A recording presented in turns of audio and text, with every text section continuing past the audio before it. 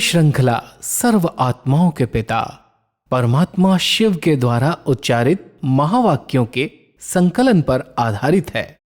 ओम शांति।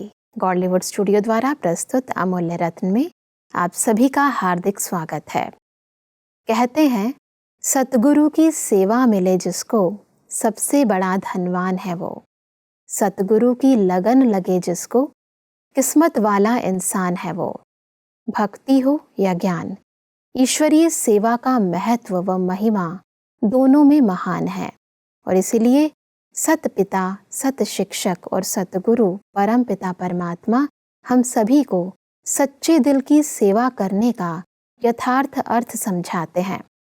सच्चे सेवाधारी की निशानियां क्या है, आज हम ईश्वरीय महावाक्यों द्वारा समझेंगे और इन महावाक्यों के स्पष्टीकरण के लिए हमारे मध्य है प्रजापिता ब्रह्मा कुमारिस ईश्वरीय विश्वविद्यालय के वरिष्ठ राजयोगी शिक्षक आदरणीय राजू भाई साहब। सब आपका आज के एपिसोड में बहुत बहुत स्वागत है। सब आज हम बात करेंगे 11 दिसंबर 1985 के महावाक्यों पर। इसका टॉपिक है सच्चे सेवाधारी की निशानी। सब परमात्मा स्टार्टिंग में बच्चों की 3 विशेषताएं देख रहे हैं। परमात्मा कहते हैं कि वह 3 विशेषताएं हैं, स्नेह, सहयोग अर्थात सहज योग और शक्ति स्वरूप अर्थात चलते फिरते चैतन्य लाइट हाउस और माइट हाउस। हर संकल्प, बोल व कर्म द्वारा तीनों ही स्वरूप प्रत्यक्ष स्वरूप में किसी को भी अनुभव हो। सिर्फ स्वयं के प्रति ना हो लेकिन औरों को भी यह तीनों विशेषताएं अनुभव हो। सब सेवा करने की इस विधि को थोड़ा स्पष्ट करें। परमात्मा अपने बच्चों को जब ईश्वरीय सेवाधारी का टाइटल देते हैं जी, तो उनमें अनेक विशेषताएं भर देते हैं। पहली विशेषता परमात्मा कह रहे हैं उनका सच्चा प्यार, ईश्वरीय स्नेह।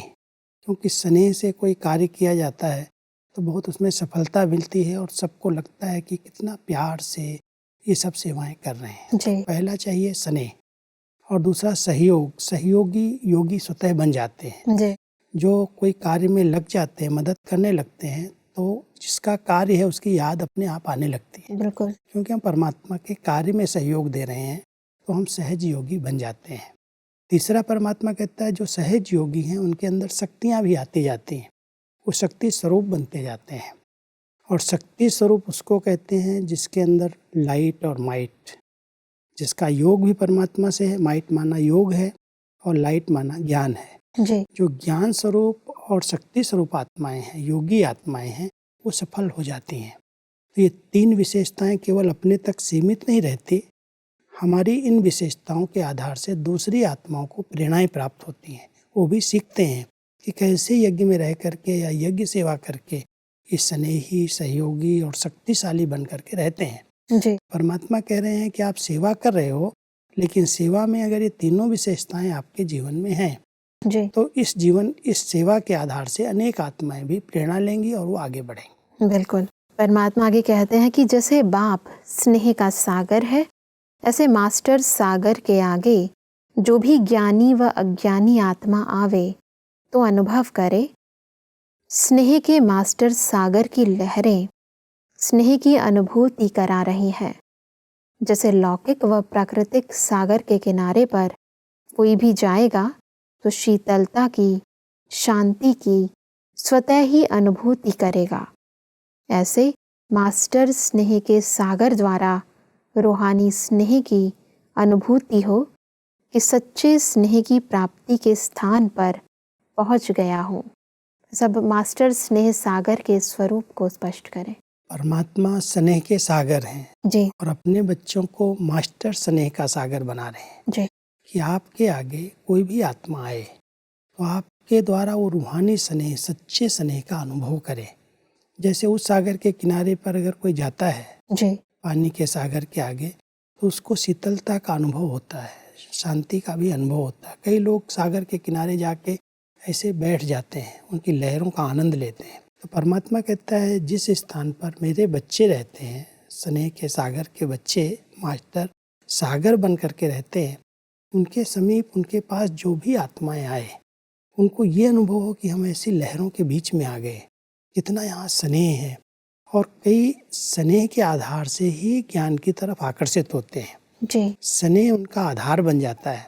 आते आते स्नेह में सुनते हैं, समझते हैं, सेवा में सहयोगी बनते हैं और बाद में पक्के योगी बन जाते हैं, बाबा के बच्चे बन जाते हैं। तो परमात्मा कहता है कि आप बच्चे ऐसे स्नेह के सागर बनो जो आपकी स्नेह की शक्ति से, स्नेह की लहरों से सामने वाली आत्मा को अनुभव हो कि यहाँ पर बहुत स्नेह का वातावरण है, चारों तरफ जिधर देखो जिनसे मिलो वो स्नेह के सागर हैं। जी। तो परमात्मा अपने बच्चों को अपने समान मास्टर सागर बना रहे हैं। परमात्मा आगे कहते हैं कि सिर्फ बाप की स्नेही नहीं, लेकिन सर्व की सदा स्नेही है।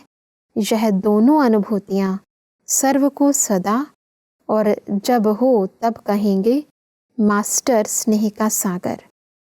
आज की दुनिया सच्चे आत्मिक स्नेह की भूखी है। स्वार्थी स्नेह देख देख उस स्नेह से दिल उपराम हो गई है। इसलिए आत्मिक स्नेह की थोड़ी सी घड़ियों की अनुभूति को भी जीवन का सहारा समझते हैं। बस अब स्नेह की इस महत्वता को स्पष्ट करें। कई बार बाबा के बच्चे ये समझते हैं मुझे बाबा का स्नेही बन करके रहना है, लेकिन बाप हम बच्चों से ये चाहते हैं कि बाबा के स्नेही तो आप बच्चे बन गए, लेकिन आपके पास उस स्नेह की शक्ति इतनी हो जो आपके सामने कोई भी आत्मा है जो सच्चे स्नेह का, आत्मिक स्नेह का आपसे अनुभव करे। जी। क्योंकि सारी दुनिया के अंदर कोई भी अगर स्नेह दे रहा है तो उसके पीछे कुछ स्वार्थ है, बिल्कुल और उस स्वार्थ के कारण कहीं धोखा भी मिल रहा है। बिल्कुल। तो मनुष्य आत्माएं उस झूठे स्नेह से थकी हुई हैं, सच्चे स्नेह की प्यासी हैं। और आपके पास कोई भी आए तो आपका कोई स्वार्थ नहीं है, आपका सच्चा स्नेह आत्मिक स्नेह है। उस स्नेह से उस आत्मा को भरपूर कर दो, उसकी तपत बुझा दो। जैसे वो अंदर भटक रही आत्मा, तो जो भी आत्माएं आपके पास आएँ, आपके पास वो आत्मिक स्नेह की शक्ति हो जो वो आत्मा को सब प्रकार की अनुभूतियाँ होने लगे, तब वो परमात्मा की तरफ आकर्षित होगा। बिल्कुल। जो आत्माएं निमित्त बनी हुई हैं उन आत्माओं के द्वारा उस स्नेह की शक्ति का अनुभव होना चाहिए। इसलिए बाबा अपने बच्चों को अपने समान मास्टर स्नेह का सागर बना करके, आत्मिक स्नेह से संपन्न बना करके बच्चों की दूसरी आत्माओं की सेवा करने की विधि बताते हैं। जी। परमात्मा आगे कहते हैं कि सेवाधारी का कर्तव्य क्या है? हर विशेषता को सेवा में लगाना। अगर आपकी विशेषता सेवा में नहीं लगती तो कभी भी वह विशेषता वृद्धि को प्राप्त नहीं होगी, उसी सीमा में ही रहेगी। इसलिए कई बच्चे ऐसा अनुभव भी करते हैं कि बाप के बन गए, रोज आ भी रहे हैं, पुरुषार्थ में भी चल रहे हैं, नियम भी निभा रहे हैं, लेकिन पुरुषार्थ में जो वृद्धि होनी चाहिए वह अनुभव नहीं होती। चल रहे हैं लेकिन बढ़ नहीं रहे हैं। इसका कारण है विशेषताओं को सेवा में नहीं लगाते। बस अब इसको थोड़ा स्पष्ट करें। परमात्मा अपने बच्चों को कहते हैं कि जो आप बच्चों में विशेषताएं हैं, हर एक के अंदर बहुत सारी विशेषताएं होती हैं, लेकिन कई लोग अपनी विशेषताओं को छिपा करके रखते हैं, उनको कार्य में नहीं लगाते। विशेषता एक बीज है। जैसे किसी के पास बीज रखे हुए हों तो बीज या तो रखे रखे खराब हो जाएंगे, सड़ जाएंगे, या बीज उतने ही रहेंगे जितने हैं आपके पास। जी।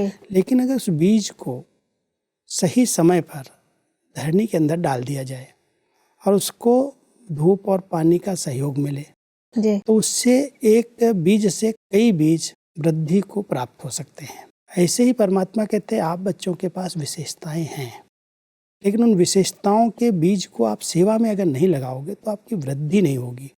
रोज मुरली सुनने आ जाओ, रोज क्लास करो, नियम प्रमाण पालन करो, लेकिन आप पुरुषार्थ में आगे बढ़ने का अनुभव नहीं कर पाएंगे। जी।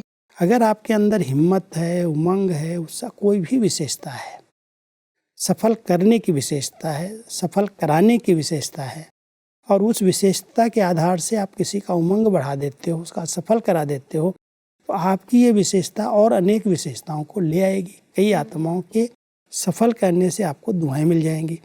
तो परमात्मा कहते हैं जिस प्रकार की विशेषता उसको पहचानो पहले कि ये मेरे पास बीज है। कोई के अंदर बहुत निर्भयता के बीज है, बहुत निर्भय हैं, सामना कर सकते हैं। कोई के अंदर गंभीरता का बीज है, कोई के अंदर बहुत उमंग उत्साह का बीज है विशेषताएं, लेकिन ज्ञान में आने के बाद अपनी विशेषताओं को यूज नहीं करते, अपने तक सीमित रख लेते। मुरली सुनते हैं, उस पर मनन चिंतन भी करते हैं, लेकिन उसको कार्य में नहीं लगाते। उसको विस्तार करने का साधन ही है बीज को सेवा में लगाया जाए, बीज को बोया जाए। तो जब हम बीज को, विशेषताओं को सेवा में लगाते हैं तो एक विशेषता अनेक विशेषताओं को ले आती है और वृद्धि होती रहती है। जी, परमात्मा कहते हैं कि सिर्फ ज्ञान देना व सप्ताह कोर्स कराना यहाँ तक सेवा नहीं है। सुनाना यह तो द्वापर से परंपरा चल रहा है, लेकिन इस ब्राह्मण जीवन की विशेषता है सुनाना अर्थात कुछ देना। भक्ति मार्ग में सुनाना अर्थात लेना होता है और अभी सुनाना कुछ देना है। दाता के बच्चे हो, सागर के बच्चे हो, जो भी संपर्क में आवे वह अनुभव करे कि कुछ लेकर जा रहे हैं, सिर्फ सुन के जा रहे हैं नहीं। चाहे ज्ञान से, चाहे स्नेह के धन से व याद बल के धन से, शक्तियों के धन से, सहयोग के धन से हाथ अर्थात बुद्धि भरकर जा रहे हैं। इसको कहा जाता है सच्ची सेवा। बहुत वंडरफुल सेवा है ये, क्योंकि दुनिया के अंदर सुनाने वाले तो बहुत हैं और सुनाते हैं। कोई मान लो आज कोई कथा सुनाता है, कोई चीज़ सुनाता है, तो उसके रिटर्न में वो लेता है, कुछ न कुछ उसको देना पड़ता है। परमात्मा यहाँ हम बच्चों को सिखा रहे हैं कि तुम सुनाओ, भले कोर्स कराओ, ज्ञान सुनाओ, लेकिन सुनाने के साथ साथ उनको कुछ दो, दाता बन करके दो, स्नेह दो, शक्ति दो, याद की विधि के द्वारा याद का बल दो, ताकि वो लेकर के कुछ जाए, बुद्धि में धारण करके कुछ जाए और उसके अंदर से निकले। केवल हमने सुना नहीं, लेकिन हमने कुछ पाया जी। हमको यहाँ से कुछ मिला, यहाँ बहुत शांति मिली, यहाँ बहुत शक्ति मिली, यहाँ से बहुत प्यार मिला। तो सुनाने के साथ साथ जितनी हमारी आंतरिक धारणाएं अच्छी होती हैं, जो अंदर होता वही बाहर निकलता है। बिल्कुल। जो हम दूसरों को सुना रहे हैं उसका स्वरूप अगर बन करके, उस रूहानियत में रह करके निस्वार्थ भाव से परमात्मा का दिया हुआ मैं दे रहा हूँ, मेरा अपना नहीं है, उसका दिया हुआ दे रहा हूँ, मैं दाता हूँ जी। जब मास्टर दाता बन करके हम किसी को भी ज्ञान देते हैं, सुनाते हैं, तो उसको ये अनुभव होता है कि मुझे यहाँ से बहुत प्राप्तियाँ हुई हैं। तो परमात्मा कहते हैं ये है सच्ची सेवा। कोई भी आत्मा सिर्फ सुने नहीं, लेकिन वो जीवन में धारण करके महसूस करे कि मैं भरपूर हो गया हूँ जी। तो ऐसी सेवा सच्ची सेवा कहलाती है। बिल्कुल। परमात्मा आगे कहते हैं कि सेकंड की दृष्टि व दो बोल द्वारा अपने शक्तिशाली वृत्ति के वाइब्रेशन द्वारा, संपर्क द्वारा दाता बन देना है। ऐसे सेवाधारी सच्चे सेवाधारी हैं। ऐसे देने वाले सदा यह अनुभव करेंगे कि हर समय बुद्धि को व उन्नति को प्राप्त कर रहे हैं। तीनों विधियों को साथ साथ यूज करना है। एक है दृष्टि, बहुत स्नेह की दृष्टि, आत्मिक दृष्टि। फिर बोल, दो बोल भी अगर हम बहुत अच्छे ज्ञान युक्त बोल देते, मीठे बोल। और तीसरी वृत्तियां हमारी बड़ी उनके प्रति शुभ चिंतक हैं, उनके कल्याण की हैं। तो दृष्टि, वृत्ति और बोल, जब ये तीनों प्रकार से हम कोई किसी को कुछ देते हैं, सुनाते हैं, उनको लगता है कि इस आत्मा से मुझे बहुत कुछ प्राप्ति हो गई जी। नहीं तो बोल सुनते हैं, बोल कानों तक गए और कान तक रह जाते, अंदर नहीं जाते। इसलिए देने वालों को अपनी दृष्टि में बहुत शुभ चिंतक भावनाएं चाहिए, वृत्तियां भी बहुत श्रेष्ठ चाहिए और बोल भी ज्ञान युक्त मधुर हों, तब उन पर प्रभाव पड़ता है। उनको लगता है मुझे यहाँ से बहुत कुछ प्राप्ति हुई। जी। परमात्मा कहते हैं कि ऐसे ही सहयोगी व सहज योगी सिर्फ स्वयं के प्रति हैं व दूसरों को भी आपके सहयोग के उमंग उत्साह की लहर सहयोगी बना देती है। आपके सहयोग की विशेषता सर्वात्माओं को यह महसूस हो कि यह हमारे सहयोगी हैं। किसी भी कमज़ोर स्थिति व परिस्थिति के समय यह सहयोग द्वारा आगे बढ़ने का साधन देने वाले हैं। सहयोग की विशेषता का सर्व को आप आत्मा के प्रति अनुभव हो। इसको कहा जाता है विशेषता को सेवा में लगाया। कई बच्चे ईश्वरीय सेवा में सहयोगी बनते हैं। जी। परमात्मा यहाँ कह रहे हैं जैसे ईश्वरीय सेवा में आप अपना तन मन धन लगा के सहयोगी बनते हो, ऐसे ही कोई भी आत्मा आपके संपर्क संबंध में आए तो उसको ये अनुभव हो कि ये मेरे बहुत अच्छे शुभ चिंतक सहयोगी हैं। जी। मुझे आगे बढ़ाने में मददगार है। सहयोगी माना मदद कर रहे हैं। जी। तो कैसी भी आत्माएं आती हैं वो भी अनुभव करें आपसे, ये बहुत सहयोगी बाबा के बच्चे हैं। केवल यज्ञ सहयोगी हैं, यज्ञ में धन दे रहे हैं या मन लगा रहे हैं, तन लगा रहे हैं, नहीं। ये मेरे भी सहयोगी हैं, मेरे को बहुत अच्छा आगे बढ़ाने के लिए, हिम्मत दिलाने के लिए मदद कर रहे हैं। जी। तो परमात्मा कह रहे हैं ये सहयोग की विशेषता भी सेवा में लगाओ। आगे बढ़ते हैं तो परमात्मा कहते हैं कि बाप के सहयोगी तो हैं ही, लेकिन बाप विश्व सहयोगी है। बच्चों के प्रति भी हर आत्मा के अंदर से यह अनुभव के बोल निकले कि यह भी बाप समान सर्व के सहयोगी हैं। पर्सनल एक दो के सहयोगी नहीं बनना, वह स्वार्थ के सहयोगी होंगे, हद के सहयोगी होंगे। सच्चे सहयोगी बेहद के सहयोगी हैं। किसी एक दो आत्मा को सहयोग दिया, मदद कर दिया तो वो हमारे तक अटक सकती है जी। इसलिए बहुत कर्मों की गहन फिलॉसफी है ये। परमात्मा कहता है सहयोगी बनो तो बेहद में बनो। बिल्कुल। बेहद सब आत्माएं परमात्मा को पहचाने, सब आत्माएं परमात्मा का अधिकार वर्षा प्राप्त कर लें। जी। जब एक बहुत बेहद की भावना रहती है तो सबके प्रति हम सहयोग की कामना से, सहयोग की भावना से उनको आगे बढ़ाते हैं। बिल्कुल। कोई भी आत्मा हो, जैसी भी है, बाबा से अपना अधिकार ले ले। जी। उनको कैसे भी हिम्मत दिला के, उमंग दिला करके। तो परमात्मा कहते हैं कोई एक दो के स्वार्थ वाले सहयोगी नहीं बनना, ये यज्ञ में अगर आएगा सहयोग देगा इसलिए इसको हम सहयोग दें। परमात्मा कहता है वो स्वार्थ हो गया। आप बेहद के सहयोगी बन करके हर आत्मा को परमात्मा से अधिकार लेने का सहयोग दिलाओ। जी। पहले उसको अधिकारी बना दो, फिर वो अपने आप सहयोगी बन जाएगा। बिल्कुल। परमात्मा कहते हैं कि विश्व कल्याणकारी, विश्व के मालिक बनने वाले हो कि सिर्फ अपने महल के मालिक बनने वाले हो। जो सिर्फ सेंटर की हद में रहेंगे तो सिर्फ अपने महल के मालिक बनेंगे, लेकिन बेहद के बाप द्वारा बेहद का वर्षा लेते हो, हद का नहीं। तो सर्व प्रति सहयोग की विशेषता को कार्य में लगाना, इसको कहेंगे सहयोगी आत्मा। बहुत गहरी बात है। कई लोग अपने अपने सेंटर्स को वृद्धि करने में लग जाते हैं। हाँ जी। मेरा सेंटर अच्छा हो, मेरे सेंटर पर बहुत अच्छे विद्यार्थी आए। परमात्मा कहता है अगर आप एक सेवा केंद्र तक सीमित रह गए तो आपको एक महल मिल जाएगा, विश्व सेवाधारी, विश्व के राज्य अधिकारी नहीं बन पाएंगे। हाँ जी। अगर विश्व का राज्य चाहिए, पूरे विश्व पर राज्य करने वाले विश्व महाराजन बनना है तो बेहद में आकर के हर आत्मा को सहयोग दो। योग से भी सहयोग दे सकते हैं, शुभ भावनाओं से भी सहयोग दे सकते हैं, कुछ मधुर बोल से भी उनको सहयोग दे सकते हैं, उनको आगे बढ़ा सकते हैं, उनको हिम्मत दिला सकते हैं। किसी न किसी प्रकार से अगर हम सहयोगी बनेंगे तो हम बेहद में अनेक आत्माओं की दुआएं प्राप्त कर सकेंगे और अनेक आत्माओं के दिल को जीत सकेंगे। बिल्कुल। जिसने सहयोग दिया है संगम पर, उनको हर एक आत्मा अपना पूज्य मानेगी। इसलिए परमात्मा कहता है अगर विश्व महाराजन बनना है तो बेहद में आकर के सबके सहयोगी बन जाओ। जी। परमात्मा आगे कहते हैं कि ऐसे नहीं कि सहयोग देकर अपने में ही अटका देगी। बाप की देन दे रहे हैं, इस स्मृति और समर्थी से विशेषताओं को सेवा में लगाएंगे। सच्चे सेवाधारी की निशानी यही है। हर कर्म में उस द्वारा बाप दिखाई देवे, उसका हर बोल बाप की स्मृति दिलावे। परमात्मा ने ये जो बात हम सबको कही है, इस पर बहुत ध्यान देना है।